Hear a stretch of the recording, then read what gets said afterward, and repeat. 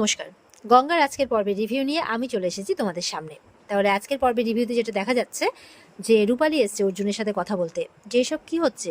তো বলে তুই এক্সকারশন থেকে ফিরে গেছিস? বলে হ্যাঁ, কিন্তু এসে আমি কি সব শুনছি অনেক কিছু নাকি হয়ে গেছে। বলে হ্যাঁ, অনেক কিছু হয়ে গেছে। বলে আজকে গঙ্গার একটা এত ভাইটাল পরীক্ষা, তুই তাকে এক্সাম হলে ছাড়তে পর্যন্ত গেলি না, কিন্তু কেন? আরে অহনা তো একটা ইলিগাল কাজ করছিল, সেটার বিরুদ্ধে গঙ্গা আর কি নিজের পদক্ষেপ নিয়েছে। তার জন্য তুই গঙ্গার উপরে এতটা রেগে যাচ্ছিস কিসের জন্য? এটা তো রাগ করার কথা নয়। তখন বলছে দেখ রূপালী, তুই কিছু জানিস না, আমি তোকে সবটা বলতেও পারবো না। হ্যাঁ, এটা সত্যি যে অনেক কিছু মাঝখানে ঘটে গেছে।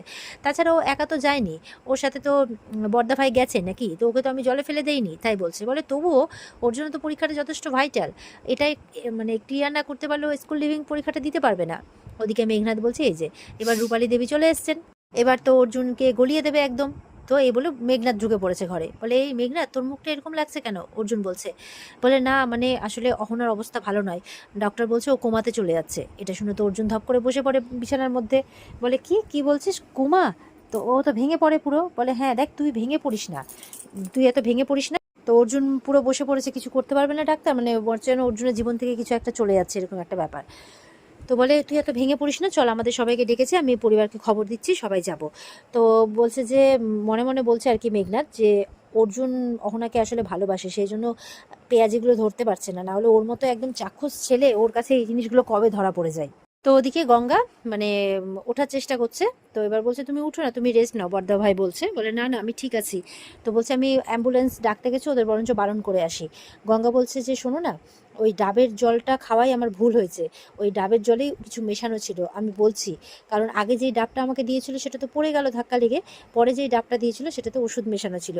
আর এই কারসাজিটা এর আগে যেরকম এই সমস্ত কিছু করেছে অহনা ম্যাডাম, এর আগে যেরকম আমাকে সুইমিং শিখতে দেয়নি, অনেক কিছু করার চেষ্টা করেছে, এবারও তেমন আমাকে পরীক্ষাটা দিতে দেবে না, এই জন্য প্ল্যানিং করেছে। তো বড়দা ভাই তো অবাক হয়ে শুনছে যে কি বলছে গঙ্গা। তখন বলছে হ্যাঁ, আমি সত্যি বলছি।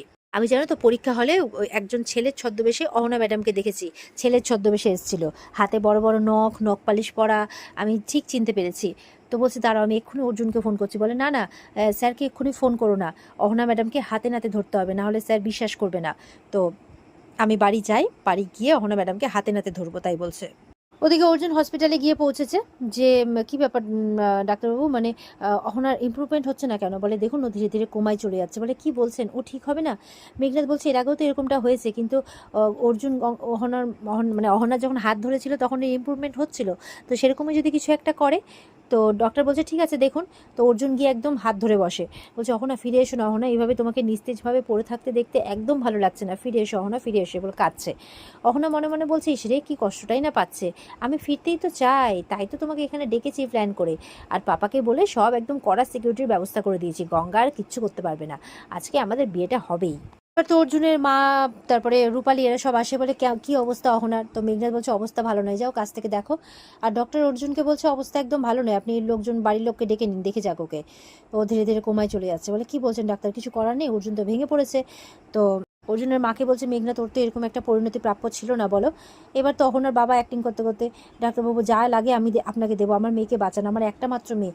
অহনা অহনা করতে করতে বলে ফিরে আয় মা, ফিরে আয়, এই বলে হাত ধরেছে। মনে মনে বলছে অ্যাক্টিংটা কেমন হচ্ছে কে জানে। অহনা এবার হাতটা নাড়িয়ে বাবাকে ইশারা করছে।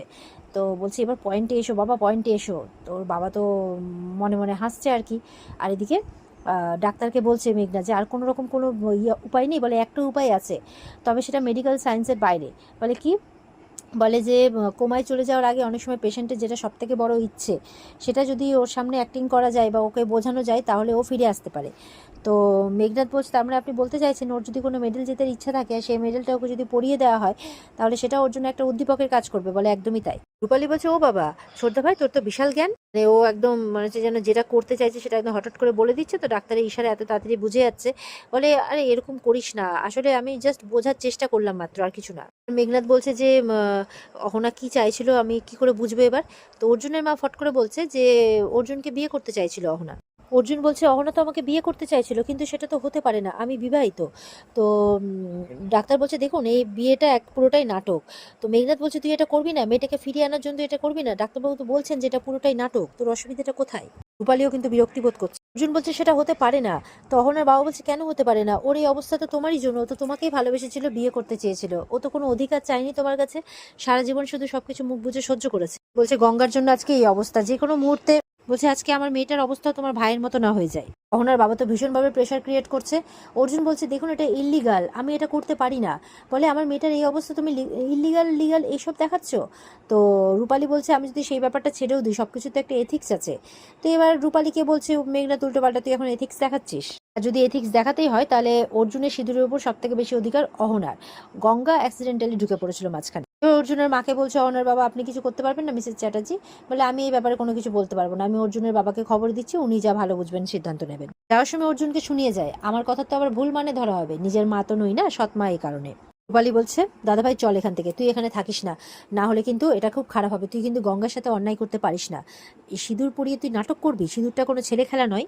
অহনার বাবা আবার প্রেশার ক্রিয়েট করছে, অহনা কোমাতে চলে যাচ্ছে হ্যান ত্যান। তখন অর্জুনের মা আসে, যে ভাস্কর আসছে ও এখানেই ছিল, একটা কাছাকাছি ছিল, লেকচারে ছিল। রূপালী বিরক্ত হয়ে রুমের বাইরে চলে যায়, আর বাইরে গিয়ে বলছে আমার কেন এরকমটা মনে হচ্ছে যে ওরা দাদাভাইকে ধরে বেঁধে অহনার সাথে বিয়ে দিয়ে দিচ্ছে, না না এটা ঠিক হচ্ছে না। আমি বরং গঙ্গাকে ফোন করি, বাবাকে, কিন্তু বাবাকে কি করে বলবো, বাবা তো আসতে অনেকটা টাইম লাগবে, অনেকটা দূরে আছে, আমি বরং গঙ্গাকে ফোন করি, তাই বলছে। রূপালী গঙ্গাকে ফোন ট্রাই করছে, কিন্তু গঙ্গার ফোনটা ধরছে না কিছুতেই। বলে গঙ্গা ফোনটা ধরো, নাহলে যে মুশকিল হয়ে যাবে। তখন অর্জুনের বাবা চলে এসেছে, বলে কি হয়েছে রূপালী। বলে আর বলো না, সাংঘাতিক কাণ্ড, এখানে নাকি অহনাকে কোমা থেকে ফেরানোর জন্য মানে দাদাভাইকে নাকি অহনার সাথে বিয়ের নাটক করতে হবে। বলে কি বলছিস রে। বলে হ্যাঁ তুমি কিন্তু একদম উল্টোপাল্টা সিদ্ধান্ত নেবে না, ভেবেচিন্তে নেবে। বলে ঠিক আছে চল চল। আর ওদিকে গঙ্গা মানে বলছে পিয়ালি দিকে আমি বরঞ্চ একটা ফোন করি, যে আমার পরীক্ষা হয়ে গেছে জানানোর জন্য। যেই ফোনটা নিয়েছে দেখছে রূপালীদির অনেকটা ফোন। বলে এমা ফোন করেছে, আমি তো বুঝতে পারিনি। বর্দা দেখছে আমার ফোনও তো ফোন করেছে, আমি একদম বুঝতে পারিনি, ওর তো এক্সকারশন থেকে ফেরার কথা, ফোনগুলো সব সাইলেন্ট ছিল। এবার গঙ্গা ফোন করেছে, গঙ্গা বলছে রূপালী তুই ফোন করেছিলে। বলে গঙ্গা তুমি ফোনটা ধরছিলে না কেন। বলে আর বলুন, আমি পরীক্ষা কেন্দ্রে আছি, তবে জানো এখানে না অনেক বড় একটা কাণ্ড হয়ে গেছে। বলে আরে দাঁড়াও, তুমি তোমার কাণ্ডটা পরে শুনছি, তুমি এখানে শোনো, তুমি এক্ষুনি হসপিটালে চলে এসো, অহনা যে কেবিনে আছে। অহনা নাকি কোমায় যাচ্ছে, অহনাকে কোমা থেকে ফেরানোর জন্য দাদাভাইয়ের সাথে জোর জবরদস্তি বিয়ে দেওয়ার চক্রান্ত চলছে, মেজো কাকি মেজো কাকাকেও ডেকেছে এখানে, শিগগিরই এসো। গঙ্গা তো শুনে অবাক হয়ে যায়, এবার ফোনটা রাখে। গঙ্গা বলছে চলো বর্দা ভাই, আজকে একটা লঙ্কা কাণ্ড না বাঁধিয়ে গঙ্গা থামবে না। এদিকে দেখা যাচ্ছে অর্জুনের বাবাও ভিতরে গিয়ে অর্জুনকে বলছে যে দেখ, গঙ্গার সাথে তোর বিয়ে হয়েছে বলে তুই এটা করতে চাইছিস না, কিন্তু এটা তো একটা বিয়ের নাটক, তাই তোর অসুবিধাটা কোথায়। তো রূপালী তো বিরক্তি বোধ করছে। তো অর্জুনের মা বলছে এটার জন্য আমি তোমাকে ডেকেছি, এর আগে আমি যখন সিম্পেথি দেখিয়েছিলাম অহনার প্রতি, আমার তো দোষ হয়ে গেছিলো, তাই এবার আমি আর কোনো দোষে থাকবো না। তো রূপালী বলছে মানে মেঘনাথ বলছে যে দেখ, এর আগে তো রওনাকেও বাড়িতে সবার সামনে নিয়ে যাওয়া হয়েছিল, তখন তো ও রেসপন্স করেছিল বল। তো রূপালী বলছে সেটাও কিন্তু গঙ্গাই করিয়েছিল, আর আজকে যদি এই নকল বিয়েটা হওয়ার পর ওর কোনো রেসপন্স না করে তখন কি হবে। মেঘনাথ বলছে তখন কপাল খারাপ বলে ধরে নেব, কিন্তু চেষ্টাটা তো আমাদের করতে হবে। অহনার বাবা বলছে অর্জুন তুমি এটা করো, আমার মেয়ের জন্য করো, আমি কথা দিচ্ছি এর কোনো দায় তোমার থাকবে না।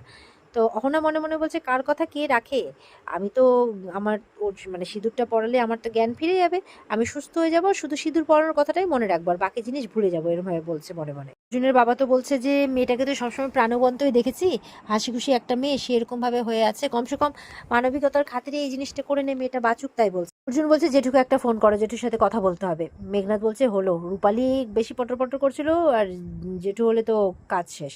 অহনাও বলছে এবার কি হবে, ফোন করলে তো সব খেলা শেষ হয়ে যাবে। এবার দেখছে মানে অর্জুনের বাবা ফোনটা লাগাচ্ছে, কিন্তু ফোনটাই লাগছে না, বলছে মনে হয় নেটওয়ার্কের বাইরে আছে। মেঘনাথ তো পকেট থেকে সিঁদুর বের করে দিচ্ছে, যে যখন মেজু জেঠুর জন্য ওয়েট করছিলাম তখন সিঁদুরটা কিনে রেখেছিলাম, যদি তোমরা প্রসিড করতে চাও করতে পারো। রূপালী তো দেখে অবাক হয়ে, রূপালী বলছে ও তার মানে তুই জানতিস যে বর্দা ভাই রাজি, মানে দাদা ভাই রাজি হবে, এই জন্য তুই রেডি করে রেখেছিলি।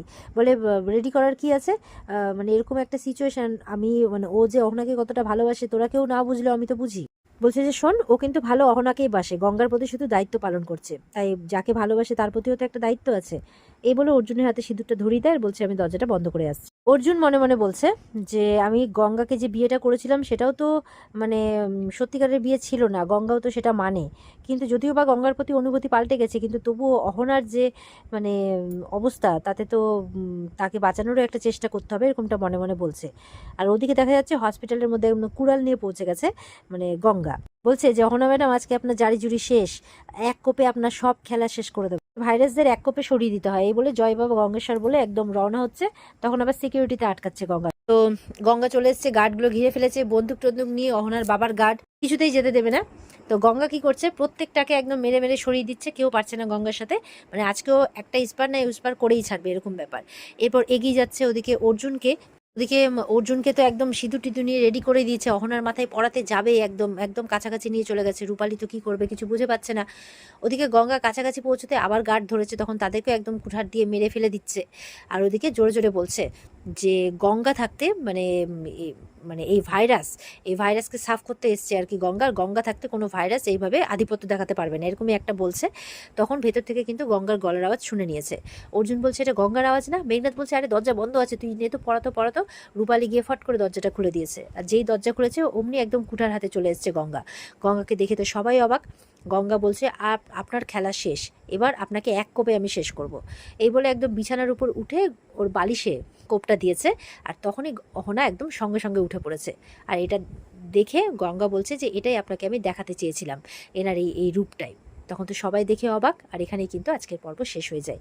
তো এই ছিল আজকের পর্বের রিভিউ। আশা করি সবার খুব ভালো লেগেছে। ভালো লাগলে অবশ্যই লাইক কমেন্টে জানাবেন, আমাদের সাথে জুড়ে থাকতে চ্যানেলকে সাবস্ক্রাইব অবশ্যই করবে। সবাই ভালো থেকো, টাটা।